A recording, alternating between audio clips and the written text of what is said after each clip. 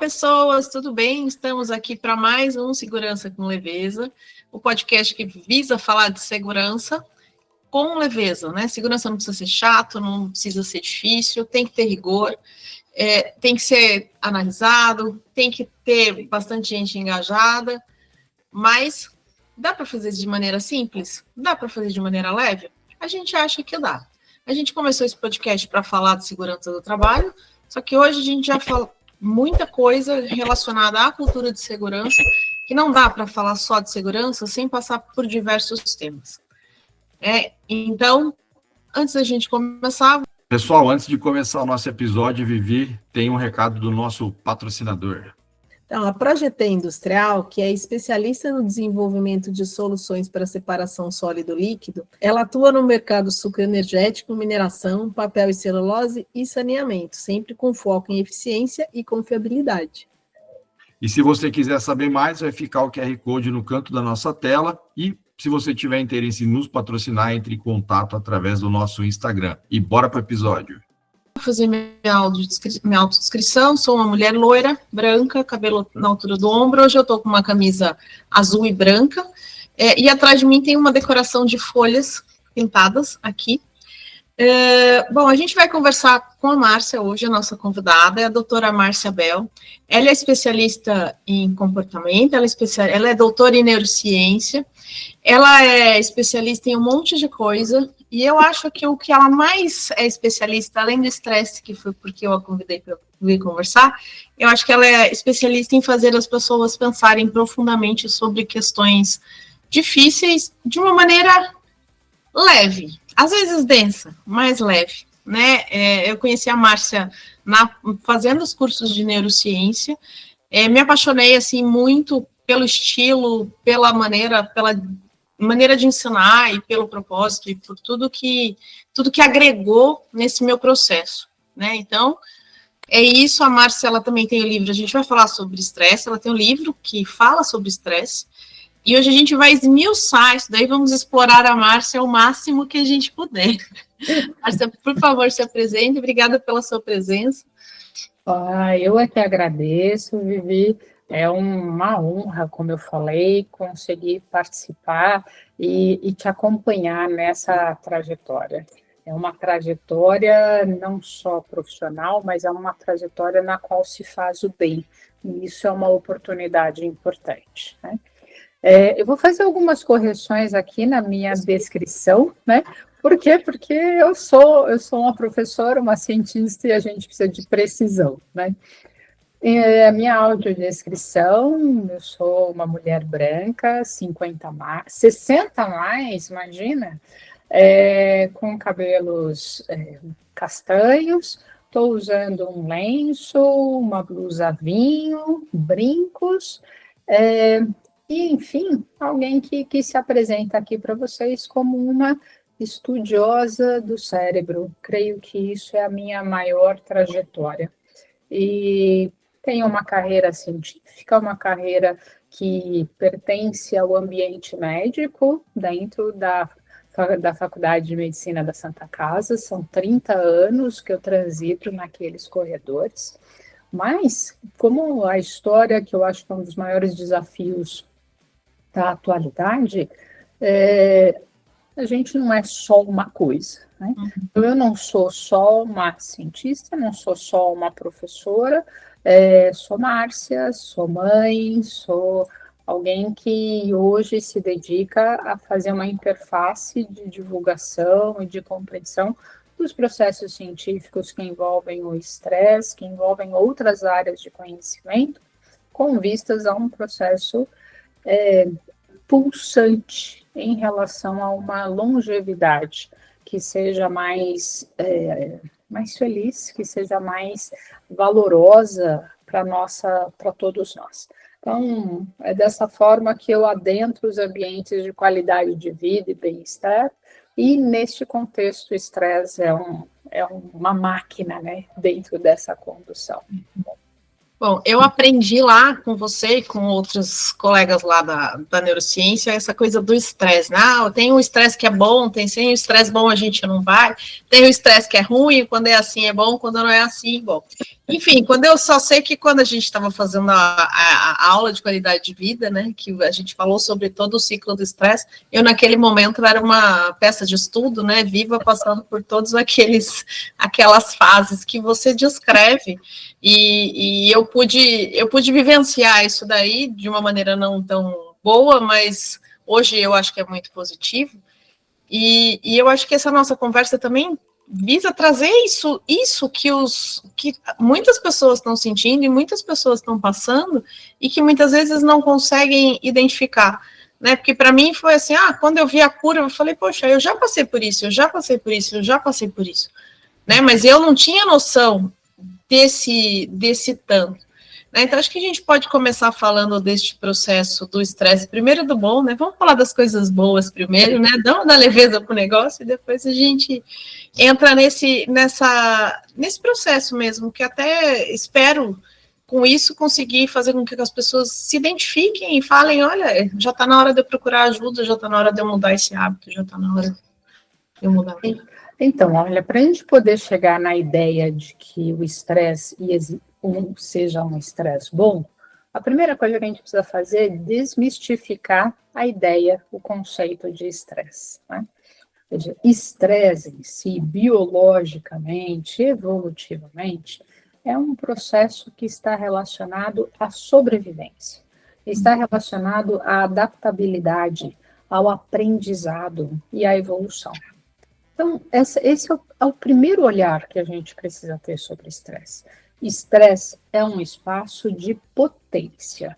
E neste espaço de potência, você se movimenta, você aprende, se adapta e, principalmente, modifica processos que muitas vezes eram processos tóxicos e, com isso, você consegue estabelecer um aprendizado e uma evolução muito significativa. Mas a nossa cultura costuma olhar o estresse de uma forma muito ruim. Um estresse que está ligado ao adoecimento, que está relacionado a uma perda da sua potência e da sua qualidade pessoal. Isso também acontece, mas isto é resultado de uma má gestão do estresse.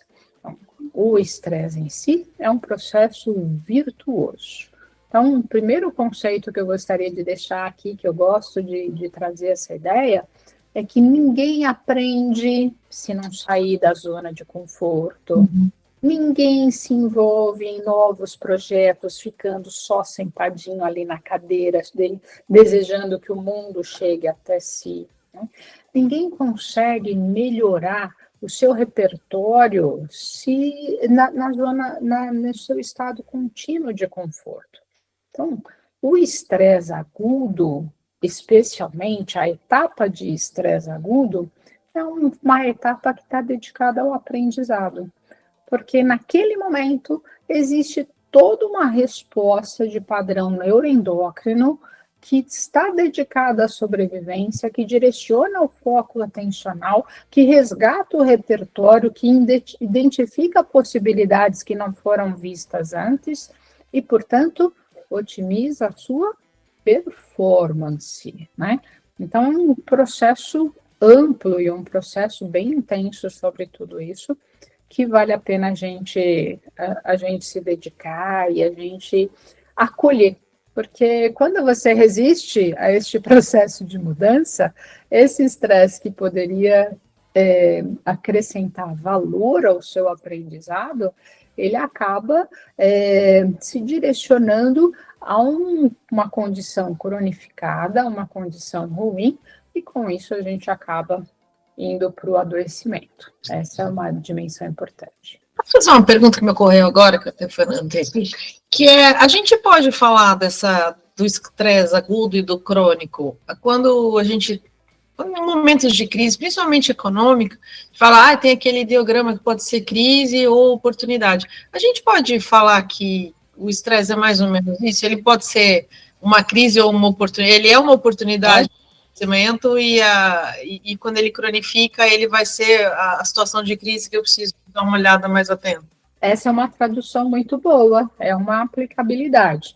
Veja, isso é muito bacana, né? Quando a gente tem o conhecimento é capaz de acolher a nossa curiosidade e transformar isso em ação. Então, a partir do momento que você elabora isso cognitivamente, você muda a pecha, muda a valência daquela construção emocional, e você olha e fala assim, como é que pode ser? Como é que eu posso me envolver com este processo, né? Eu gostaria de compartilhar aqui, se for possível, uma experiência que eu tive com uma pessoa, uma senhora, que eu encontrei num programa de reabilitação fisioterápico após uma mastectomia. E ela estava numa situação emocional muito conflituosa, ela sentia muita dor, e ela dizia assim, eu estou estressada, eu estou estressada, eu estou estressada, eu estou estressada, né? Então, trabalhei com ela a ideia de estresse como espaço de potência, como um espaço relacionado ao aprendizado, relacionado à evolução.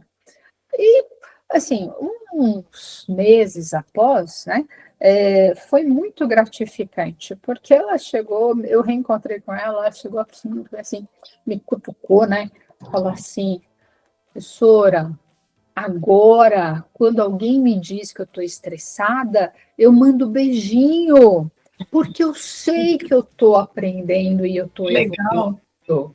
E aí eu falei assim, essa é uma virada de chave magnífica. Com certeza. Quando alguém, do auge da sua dor, no auge de uma condição física tão desafiadora, com um diagnóstico de câncer, né, pós-mastectomia, em reabilitação, modifica o seu mindset, ela se abre para o mundo, ela a contingenciar o seu processo de dor, trabalhar cognitivamente, olha assim, o que eu tenho ainda para viver? O que pode ser legal dentro deste contexto, né? E aí foi um momento onde eu posso dizer que eu me senti profundamente grata, né? Por ter recebido um feedback desse, e que é isso mesmo que a gente precisa fazer. Você mudou a vida dela, né? Só isso. Olha, mais uma na sua listinha. Mas eu vou falar que ela também mudou a minha, porque o que ela me trouxe foi tão valoroso que quando eu escrevi o livro, eu falei assim, se ninguém mais tivesse lido o livro, tá tudo bem, porque quem precisava ler, leu, acabou, né? Então, foi muito bom dentro desse cenário, dessa ótica.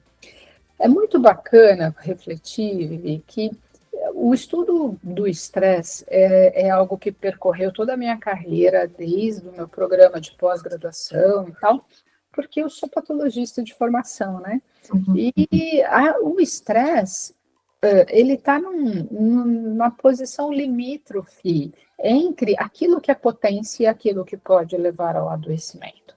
Então, é uma história que a gente tem que discutir, uma regulação neuroendócrina muito estruturada e com momentos, inclusive, que a gente nem sempre sabe reconhecer o que está acontecendo.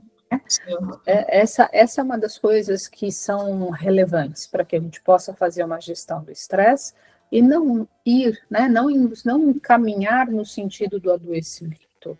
É reconhecer o seu corpo, é reconhecer os seus gatilhos, é identificar quando uma situação, na verdade, mudou a sua frequência cardíaca, mudou o seu estado de humor, mudou a tensão do seu corpo, invadiu o seu sono, modificou o seu perfil de alimentação. Veja, reconhecer estes sinais que, em condições funcionais, eles indicam o seu estado de saúde.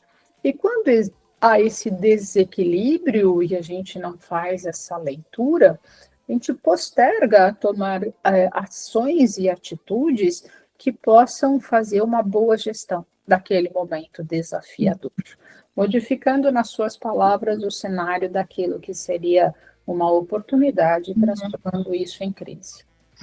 Eu tenho a sensação de que cada vez mais é mais difícil das pessoas reconhecerem os sintomas. Até, principalmente no ambiente corporativo, né? Por pressão do trabalho, eu tenho que entregar mais, eu tenho que fazer mais, eu tenho que... faz sentido isso para você? Não, não faz, mas eu tenho que fazer assim, eu tenho um procedimento que eu tenho que cumprir, ninguém está me escutando, e isso... Só quem... em louvor disso daí, dessa pressão, disso tudo, eu não olho os sinais, porque é normal, porque está todo mundo na mesma vibe, né? Tá todo mundo ali no mesmo mar, né? Nem todo mundo está no mesmo barco, mas está todo mundo no mesmo mar, no mar da loucura, né? No mar da entrega, do não sei o quê, enfim. Além desses sinais de alimentação, de sono, eu, por exemplo, trabalhei com emergência a vida inteira, né? Então, eventualmente, me ligavam à noite e para mim tudo bem, eu atendia, resolvia, se precisava acordar ia para a fábrica, enfim, voltava, não tinha esse... Meu ex-marido falava assim, mas eles precisam ligar tanto? Eu falei, precisam, afinal de contas, precisam, e ele não conseguia dormir e tal, enfim, não era tão frequente, mas acontecia eventualmente. Então, cada um reage, se acostuma de um jeito àquela situação. Como que o que a gente pode fazer? Além da terapia, além do... que a terapia, o autoconhecimento que a gente precisa do outro, né? O que a gente consegue fazer da gente para com a gente? Porque, não sei se existe uma dica, mas assim, gente, olha para isso, sabe? Olha no espelho e pergunta tal coisa para o espelho, sabe? Sei lá, uma coisa assim, uau. Eu acho que não existe essa resposta simples, Vivi, mas existe um estado, um processo que é uma escuta interna. E isso é algo que, num momento em que a velocidade das relações sociais, do mundo do trabalho, da própria quantidade de informações que a gente absorve, do conjunto de ruído que existe à nossa volta, ela dificulta a gente estruturar um processo de escuta. Então, essa escuta interna, essa escuta que aprecia um silêncio interno, é algo que requer atenção. É algo que você precisa ter na sua cabeça, na sua expectativa, no seu radar, como eu costumo dizer, algo que faça você fazer estas perguntas. Porque uma coisa é verdade, a gente precisa diferenciar o que são os fatores de estresse e o que representa o ciclo do estresse. São processos diferentes. Uhum.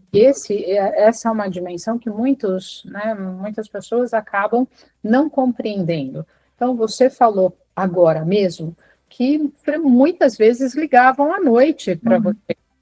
Mas isso não representava um fator de estresse. Não, de jeito nenhum. E isso representaria, né, normalmente, para o seu marido, provavelmente isso significasse para outras pessoas também. Então, primeiro que a gente precisa identificar o que são os fatores de estresse. E depois percorrer aquilo que é o ciclo do estresse. Então, essa compreensão entre os dois cenários é uma compreensão significativa, que faz com que a gente comece a estruturar as ferramentas para o processo de gestão de estresse. Então, né, o que significa fator de estresse para você é diferente do fator de estresse para mim, ou alguns podem até serem semelhantes, mas isso é uma pergunta, é um contexto reflexivo que cada um precisa fazer. Um dos benefícios aqui da maturidade é a gente também conseguir perguntar o que eu quero largar e o que eu quero continuar, né? Quais sementes eu ainda desejo semear? E quais canteiros eu posso agora, né, fechar definitivamente? Então, isso também é um processo de aprendizado que essa reflexão, esse autoconhecimento, que não é autoajuda, Veja, é autoconhecimento, né? Autoconhecimento é muito diferente de um processo de autoajuda, nos leva a um espaço de liberdade. É muito significativo isso, porque você consegue se ambientar e conviver muito bem com as próprias escolhas. E isso é magnífico quando a gente consegue alcançar, e é parte dos objetivos que a gente alcança numa dimensão de gestão de estresse, né? Aprendizado. Isso é aprendizado. Eu aprendi nos últimos anos que fechar as janelas, muitas vezes, assim, não é perda, né? Às vezes até é ganho, porque a gente abre um monte de janela em si. Eu sou uma pessoa muito intensa, que quero ver e fazer, se puder, vou fazer e tal.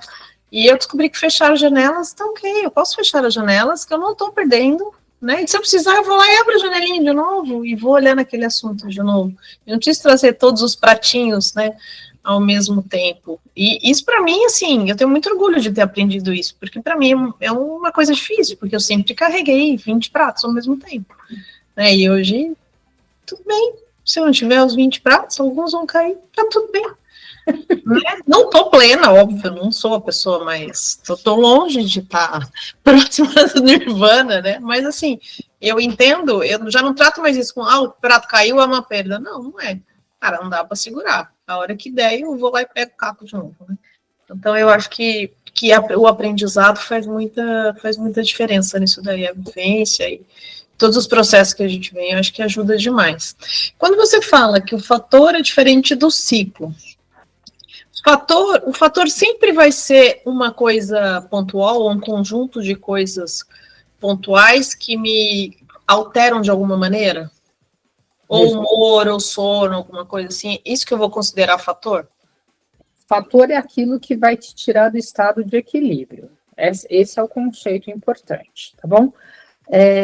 Então, e isso a gente pode ter dentro da saúde, você pode refletir a seguinte situação. Você pega uma gestante que durante as suas 40 semanas gestacionais ganha de 8 a 10 quilos, por exemplo, de peso. Ou seja, ela tem uma mudança na performance corpórea dela, no seu centro de gravidade, na sua pele, na sua pelve, no seu quadril. Isso é um estresse. Estresse. Então, este é um processo que trouxe mudanças. A gente está diante da doença? É um processo de doença? Não, mas é um processo que requer uma adaptação. Então, você tem os fatores que estão te tirando do estado de equilíbrio, né? E isso podem ser diversos. Hoje, né, a gente tem aqueles básicos, assim, de uma quantidade de ruído muito grande, de questões financeiras, de questões que envolvem as preocupações da vida diária, mas existe um que eu quero chamar mais atenção como fator de estresse dentro da nossa sociedade, que é a solidão. A solidão hoje é um fator de estresse muito relevante que leva ao adoecimento, né? E esse processo de solidão, ele atualmente ele tem um olhar quase que epidêmico. A solidão é um processo inflamatório. Ela aumenta o risco de morte de forma muito significativa.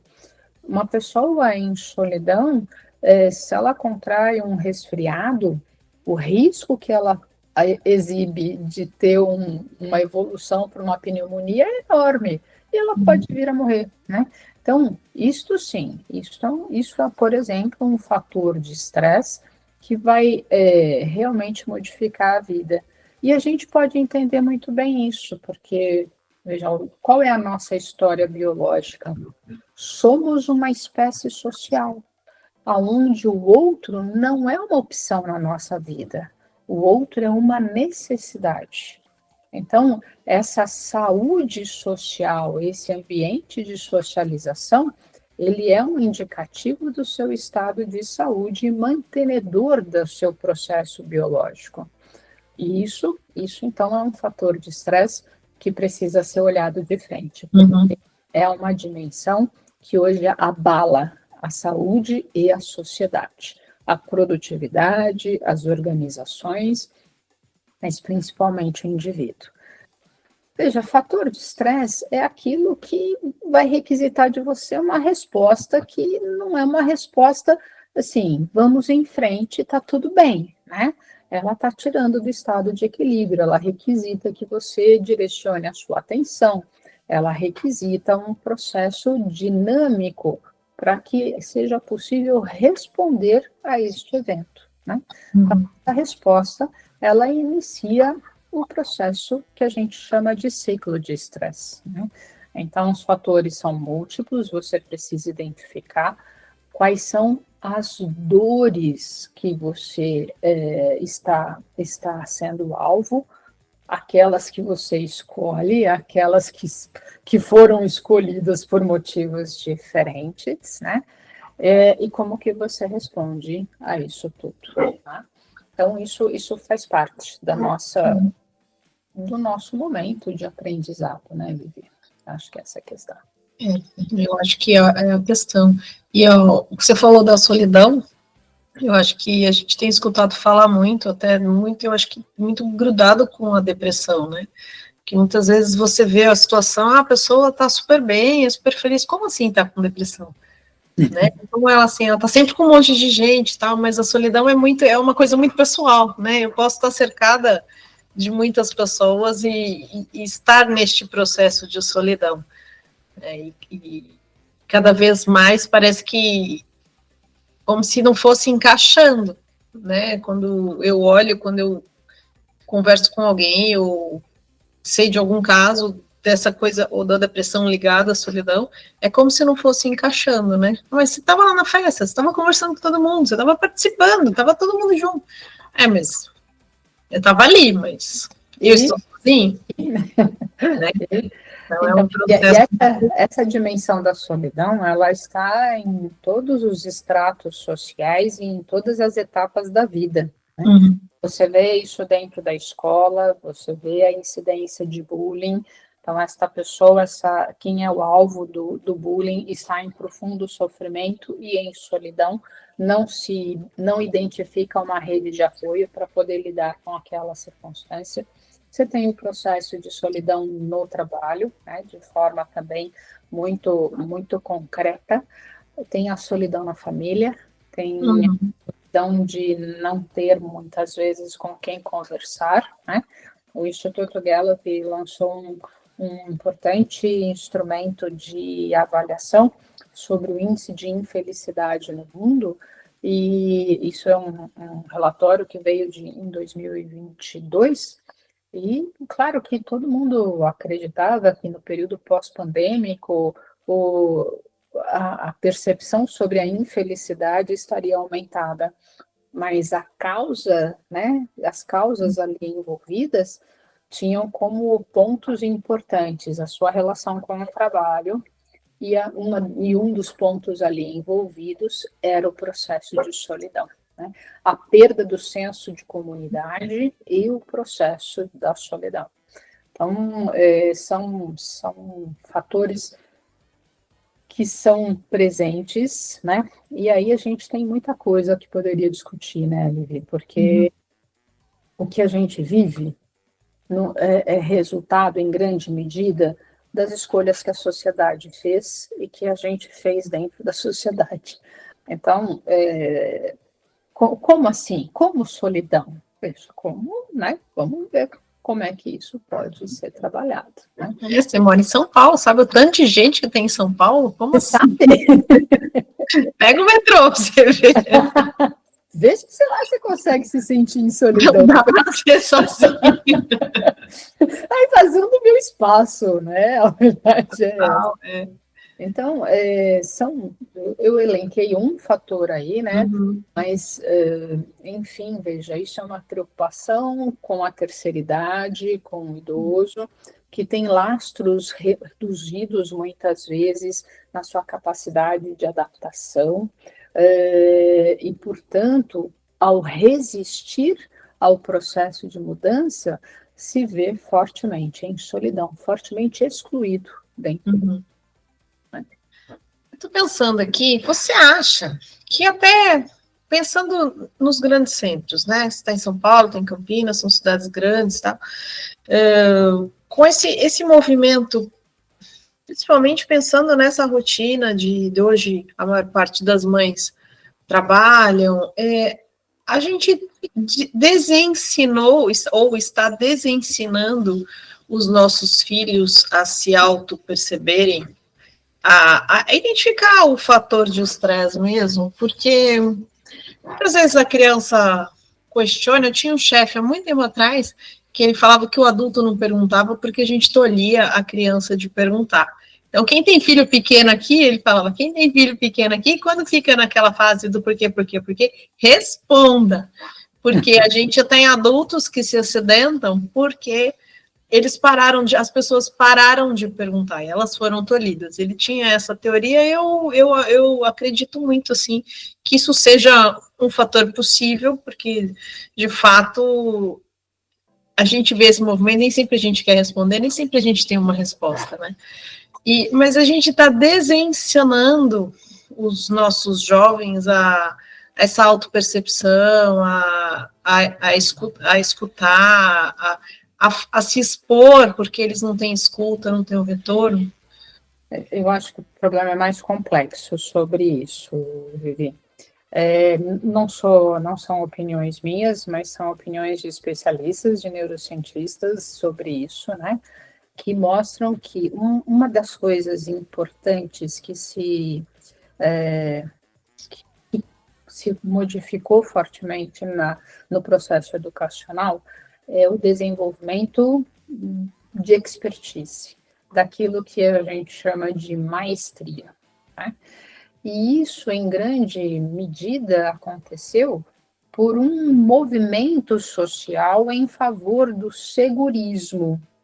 Então, em prol de se manter seguro, ele, na verdade, obtém poucas oportunidades de se expor, de conseguir lidar com o estresse, de conseguir promover um processo de enfrentamento adequado. Então, veja, eu gosto muito desse exemplo, né? Você pensa na criança pequenininha, a criança pequenininha que começou a andar. Veja, o que acontece com ela? Ela dá lá uns passinhos, ela cai, você vai lá para tentar ajudar, mas ela olha para você e fala assim, não, eu consigo tudo, né? E levanta, e ela anda de novo, e ela cai de novo, ela dá uma olhadinha para trás para ver onde você está e continua andando, e assim ela vai em frente até que ela chega no lugar que ela deseja. E neste momento, ela é invadida por uma alegria, por uma felicidade interna que é inominável, que é a expressão maior e motivacional para que ela construa maestria especificamente, né? Veja, a maestria, ela é alcançada não pela realização, mas pela postura que ela assumiu frente ao fracasso. Ela se levanta e vai de novo, ela se levanta e vai de novo. Então, esse é um momento onde as famílias, por diferentes motivos, e existem muitos especialistas discutindo sobre isso, se desenvolveu uma percepção da necessidade extrema de manter filhos seguros. Então, este processo de segurismo, onde ele não vai mais para a escola sozinho, onde ele não pega o ônibus sozinho, onde ele não paga uma conta sozinho, onde ele faz poucas coisas, né, com o seu recurso de liberdade, não permite que ele desenvolva expertise e muito menos essa maestria para os momentos de adversidade que obrigatoriamente acontecerá dentro da vida, né? E quando acontece, aí de fato ele se encontra despreparado, porque aí ele tem que passar por uma curva de crescimento e de aprendizado muito rapidamente daquilo que deveria ser uma rotina dentro do seu desenvolvimento. E é claro que no meio de tudo isso veio aí a discussão que a sociedade está falando a respeito do uso de telas, né? Isso é uma realidade também, porque se você tem um centro de companhia e de satisfação de forma contínua dentro, né, ali na sua palma da mão, por que eu vou gastar o meu neurônio, a minha cabeça, fazendo perguntas inconvenientes sobre como eu me sinto naquele momento, né? Se olhar no espelho é realmente uma coisa difícil, né? E precisa de força interna, precisa de identificar o valor que isto tem, né? Mas este é um valor que hoje em dia, inclusive, é pouco compartilhado, porque olha que você vê a família toda está na tela, a família toda está pouco usufruindo do vínculo que a condição familiar e parental oportuniza. Aí você perde o vínculo, você estimula a solidão e aí você entra no... Aí você tem o adoecimento de forma importante. Entendeu? Pois é. Ô, Márcia, você tem feito um trabalho de palestras em alguns lugares falando sobre o etarismo, não sobre o etarismo, mas o processo de continuidade, né? Eu tenho conversado com algumas amigas, essa coisa da gente é uma geração sem padrão, né? A geração que veio um pouquinho antes da gente, com 50, 60 anos, já não estava trabalhando, já não estava tão ativa socialmente, inclusive, como a gente está. Então, eu acho que a gente não tem esse... Como é que eu devo me comportar, né? A gente está aprendendo a se comportar e está construindo esse comportamento, esse padrão, e sei lá se vai ser o nosso padrão ou se vai ser diferente, né? E dentro do mundo corporativo, a gente percebe esse movimento forte, né? Então, eu acho que hoje tem muitas pessoas falando sobre isso, principalmente da mulher mais velha, trabalhando mais velha, 40 a mais, também não é mais velha, assim, 80, não é? Nós estamos falando de 40 a mais, 50 a mais, a gente está falando dessa faixa, né, que vamos combinar, né, são jovens ainda, né, dentro das organizações, o preconceito com uma mulher 40 a mais é muito maior do que o preconceito com um homem 40 a mais, né, o homem 40 a mais, ele, nossa, está no auge do trabalho, e a mulher 40 a mais já está começando a ficar velha para desempenhar a função. Né? E é uma verdade, né? Podem xingar, mas é uma verdade. A gente não está querendo olhar de frente isso daí. Nesse seu trabalho, com essa continuidade, como que a gente pode...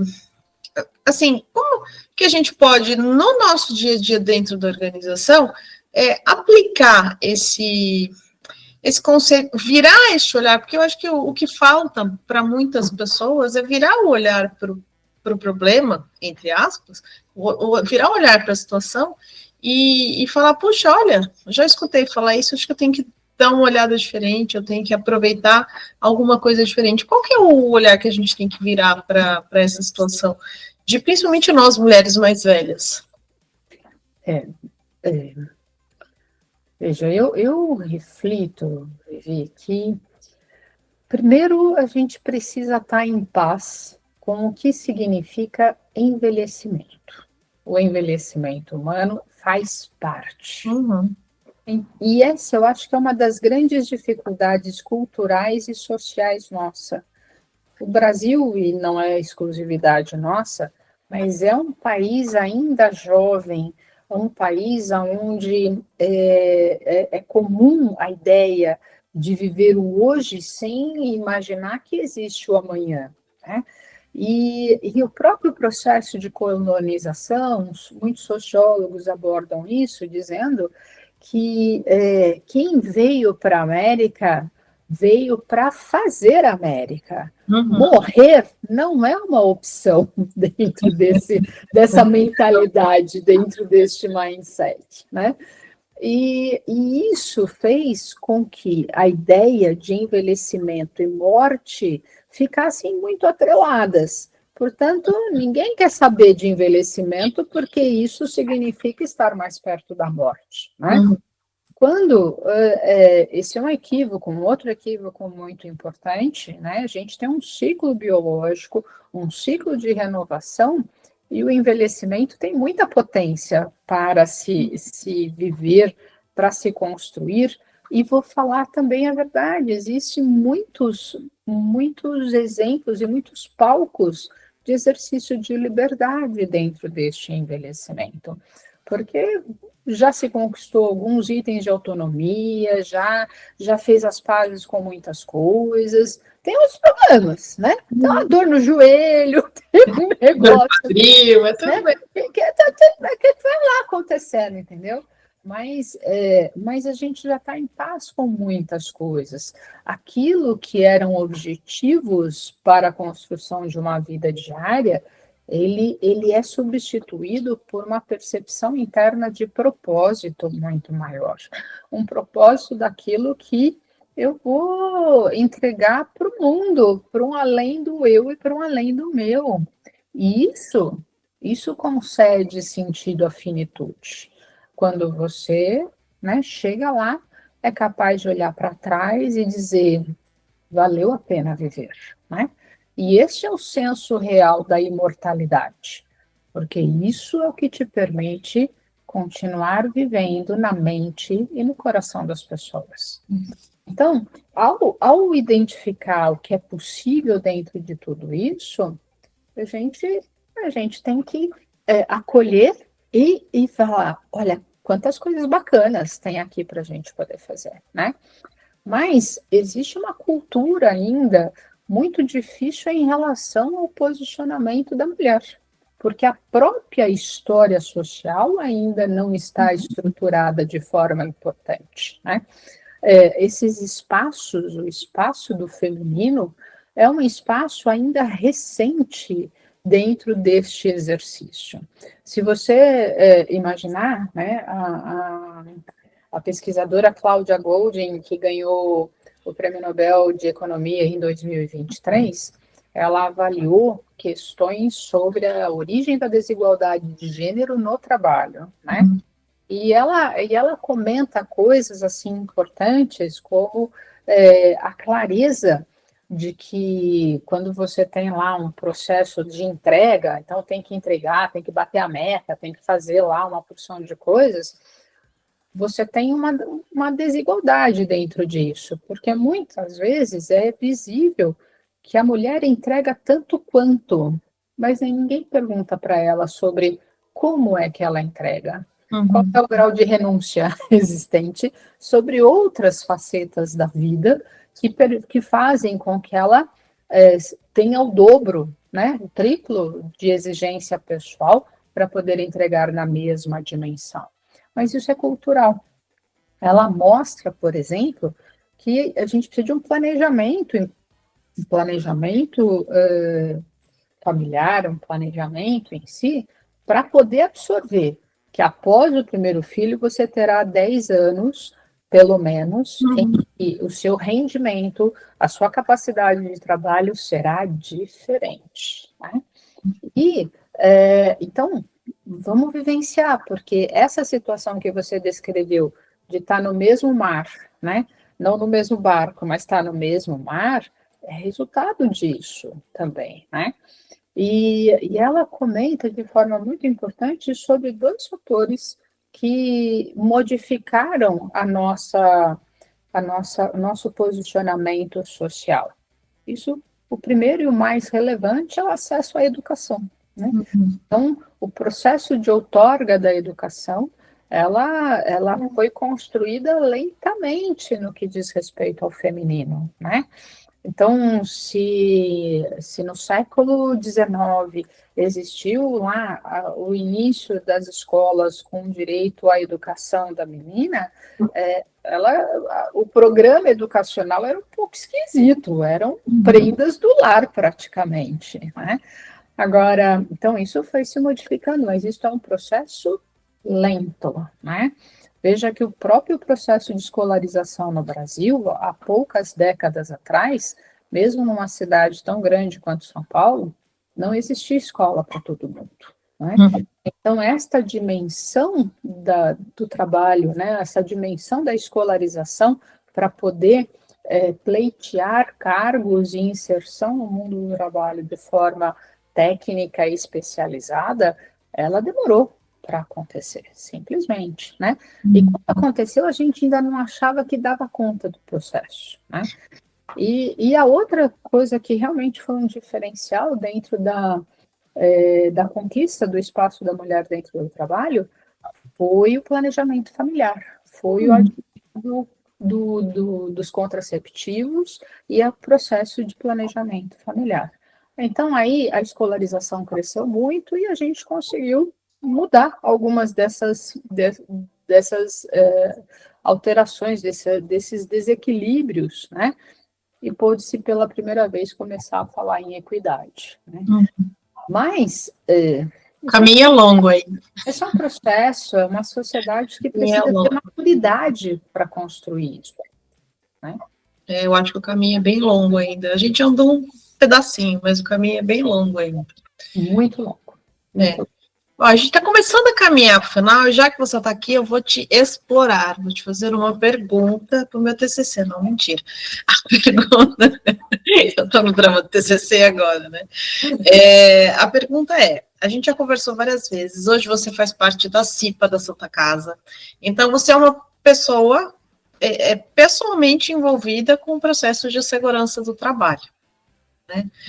E o que você aprendeu desse processo, e o que você deixa de dica para todo mundo que quer aprender, né? Porque não é fácil fazer, que envolve todo mundo querer fazer também, né? Mas assim, o que você, quando você chegou lá na CIPA, você falou, nossa, eu achei que seria mais fácil, porque, sei lá, porque todo mundo, coisas que eu já escutei, tá? Seria mais fácil porque, poxa, todo mundo fala de segurança aqui, todo mundo quer ficar seguro, então, esse é fácil, né? E aí, a hora que chega lá, você, não é bem assim, né? Então, assim, o que você aprendeu e o que você acha legal a gente deixar para quem está escutando? Fala assim, olha, quando você chegar lá, quando você começar a prestar atenção na segurança, presta atenção, tal coisa, tal coisa. Então, Vivi, olha, primeiro que é recente o meu envolvimento com a CIPA, faz 4, 5 meses que eu estou compartilhando esse espaço, né? Esse espaço de segurança e proteção para o trabalhador. Mas o que eu entendo, eu vejo uma quantidade de desinformação muito grande, tá? Vejo uma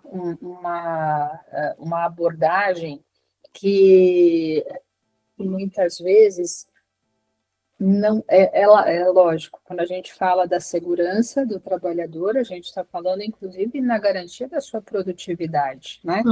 Mas veja, eu tenho um sonho pessoal, ele tem que estar seguro porque ele tem uma vida e não porque ele tem que produzir mais, entendeu? É o respeito à vida que é o que eu foco dentro disso. E aí, veja, a gente está falando de níveis de segurança que estão relacionados à saúde, saúde física, saúde mental, saúde social, dentro de um conceito amplo sobre isso. E hoje eu acho uma grande conquista a gente falar sobre saúde mental, algo que era um tema muito fechado, muito butucudo, desculpa a palavra, mas eu não consegui pensar em outra, até alguns anos, e ainda assim, muitas vezes envolvido com uma certa reserva sobre o assunto, mas eu vejo que isso conseguiu evoluir bastante dentro da discussão das organizações sobre saúde mental, e isso eu acho um grande avanço. Mas hoje eu ainda vejo uma discussão muito limitada sobre sobre um processo real que é o assédio dentro das organizações, né? De diferentes naturezas, hein? Não estou falando de diferentes naturezas. Todos os tipos. Então, esse é um segmento que eu vejo que as pessoas precisam aprender sobre o que é assédio. Então, essa falta de compreensão, ela não oportuniza recurso de proteção. Então, a gente precisa passar por um letramento mesmo sobre o que significa assédio. Assédio moral, assédio físico, assédio psicológico, as diferentes nuances. Então, eu vejo que dentro da CIPA, o meu papel hoje em dia, e eu bato bastante nessa tecla, é tentar trazer um esclarecimento, uma visão, uma compreensão sobre o que significa assédio. E o assédio, às vezes, é o jeito, mas a pessoa é assim, desse jeito, ela fala assim, desse jeito, né? Mas, colega, o jeito que você está falando pode ser considerado assédio, né? Então, o assédio, a linha é muito tênue, né? Do sincerão de 5 anos de idade, né? Que eu falo que é sincerão é criança de 5 anos de idade, o resto das pessoas deveriam ter um mínimo de filtro em respeito a quem está escutando, seja lá qual for o assunto. Né? Então, é muito tênue, né? A linha do sincerão para a linha do assediador e para tudo isso que a gente tem. Eu acho que é um assunto muito importante, sim, que a gente tem que tratar, porque ele permeia tudo, né? Ele vai permear o acidente, ele vai permear o cuidado com as coisas que eu estou tendo no hospital, por exemplo, com o manuseio correto de material e de tudo, né? Todos os riscos envolvidos ali no ambiente, isso aí permeia por tudo. Todos os assuntos. Assédio é um processo pernicioso, né? E que abala fortemente a saúde mental e a saúde física das pessoas. Tá? E aí, normalmente é do grupo, né? Porque se você tem uma pessoa que ela não tem um comportamento legal, ela afeta o grupo inteiro, ela não afeta, não é só ela, né? Não é diferente de outros processos que é dele para com um ou dele para com ele, né? É um processo de um grupo. É um processo coletivo, é isso mesmo, né? E eu coloco esse item junto ao mesmo grau de importância de um item de segurança, um extintor de incêndio, uma bangueira, uma escada, né? E veja, não é para atender obrigatoriamente uma ISO, uma NR, ou o que for. É porque as pessoas importam. E a gente precisa se importar com as pessoas. Cuidar disso é tão importante quanto cuidar do elevador. Para quem não sabe, lá na Santa Casa tem um elevador que tem na frente, assim, é só para 6 pessoas. É sério, só cabem 6 pessoas, gente. Eu acho o máximo essa sinalização. É a melhor que eu já vi na vida. Capacidade de 6 pessoas. É sério, só 6 pessoas. O cara que fez isso, para mim, é gênio. Eu adoro. É da CIPA, ele é da CIPA. Esse cara é gênio. Toda vez que eu passar, eu vou usar o elevador e vou contar as pessoas, porque eu acho, nossa, o cara é gênio que escreveu isso daqui. Eu acho o máximo aquilo ali. Então, mas você, com a sua expertise, conseguiu enxergar isso. Porque muitos, apesar do aviso... Apesar do é sério, né? É sério. Meu, tá bom, é sério, mas eu tô com pressa, tá bom? Então eu vou subir. Tem mais um espacinho? Dá para eu entrar também? E entra com aquela mochila que acaba assim, te apertando ali de todo jeito, né? E é sério. É sério, gente, eu acho genial. Aquela entrada do elevador para mim, é genial. O cara que fez aquilo lá é muito gênio. Pode dar os parabéns para ele, porque eu acho ele gênio demais. Eu tirei várias fotos, eu tirava, mandava, olha, não sei o que, daí falava com alguém, chegava lá na aula, tirava foto, mandava de várias fotos para mandar.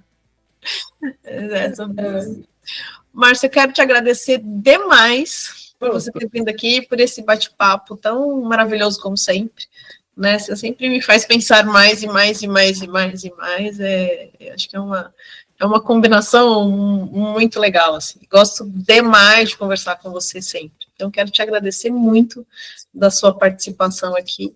E eu acho que eu quero você mais vezes aqui para a gente conversar, escolher outros assuntos para a gente conversar mais vezes. Vivi, se você me der a liberdade, eu queria fazer um comentário aqui, né? Veja, dentre tudo que eu já aprendi sobre estresse, um dos quesitos muito importantes é finalizar o ciclo do estresse. Tá? Essa finalização do ciclo do estresse, ela reporta a situação histórica, né, evolutiva, onde é mais ou menos assim, né? Você saía para caçar e encontrava o leão pela frente. Você sabe que você não ia dar conta do leão. Então você volta, chama todo mundo, vai todo mundo lá, mata o leão e você finaliza o ciclo do estresse quando celebra. E celebrar tem a ver com informar o seu sistema nervoso, o seu cérebro, que você está seguro novamente, né? E isso é um quesito importante, um quesito fundamental, porque a não finalização deste ciclo de estresse é que faz com que o seu cérebro compreenda que você continua dentro de uma urgência, dentro de um processo que ameaça a sua vida. E isso dentro do mundo do trabalho é o fator condutor do processo do burnout. Dentro da nossa vida, é um processo que evolui para um estresse crônico, para um estresse onde o preço da alostase é muito caro, acaba incorrendo em riscos, em distúrbios, né, em alterações de tomada de decisão, e inclusive em processos que podem evoluir para agravos seríssimos da saúde mental, levando ao suicídio, né? Então, sabe, é uma trajetória indicar ao seu sistema que aquele fator que te deixou inseguro foi resolvido e que agora a gente pode relaxar, é uma estratégia fundamental para fazer uma boa gestão do estresse e caminhar na parte da potência do estresse e não naquilo que significa o adoecimento. Eu acho que eu estou no bom caminho, porque eu tenho feito coisas que eu falo assim, não, isso não vamos fazer mais assim. Podemos fazer assim? Não vamos fazer assim. Gente, eu estou tão orgulhosa da minha pessoa, de verdade, porque não é fácil. Não é fácil mudar o seu padrão, não é fácil mudar a briga, né? Eu sou meio briguentona, assim, né? Então, assim, não é fácil mudar isso, é muito difícil. Eu estou muito orgulhosa que eu estou conseguindo chegar neste falar, viu? Não precisa, já mudou o nível, mudou o cenário, mudaram as coisas. Eu estou muito... Gente, é importante, viu? Escuta o que ela está falando, porque eu escutei e deu certo. Isso era uma última coisa mesmo que eu queria colocar, porque isso também é pessoal. Às vezes a pessoa, o que eu falo desse celebrar, às vezes na verdade, ouvindo uma música e dançando, às vezes fazendo uma academia puxada, às vezes tendo um ataque de choro ou de riso. Veja, são várias as performances que isso pode acontecer. Mas é fundamental que você indique ao seu cérebro que você está seguro novamente. Uhum. Esse é um caminho bom para a gente, né, se movimentar. Vamos fazer isso, pessoas, fiquem seguras. Fico até aqui, muito obrigada pela sua audiência. Obrigada, Márcia, mais uma vez, demais, assim, de coração.